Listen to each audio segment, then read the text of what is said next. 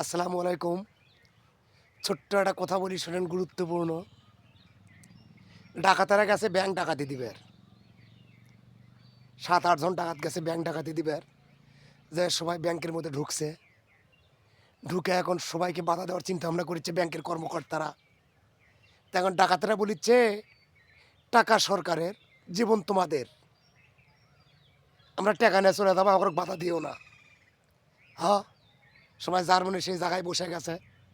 ডাকাতেরা টাকা দিয়ে টাকাটুকু সব নিয়ে নিছে। তো এক ডাকাত করছে টাকা ঘন, তা করছে এখানে গোনার দরকার নাই, যায় গনমনি।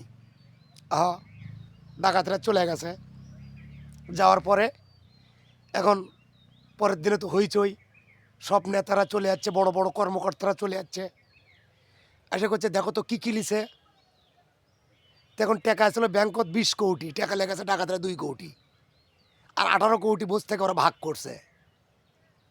করে করছে টিভির খবর দেখো 20 কোটি টাকা ডাকাতিতে লেগে গেছে।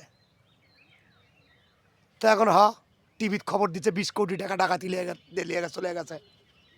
তো এখন বসে থেকে ডাকাতরা দেখতেছে, আহারে টাকা চুরি করলো, আমরা টাকা ডাকাতি করলো 2 কোটি, আর করছে এরা 20 কোটি। আমরা যদি চোর হই, এরা হচ্ছে ডাকাত। এই হচ্ছে আমাদের দেশের পরিস্থিতি। আপনারা কথাটা মিলিয়ে নেবেন, ভুল ত্রুটি হলে ক্ষমার দৃষ্টিতে দেখবেন, বাদ বাকি ইতিহাস। আসসালামু আলাইকুম।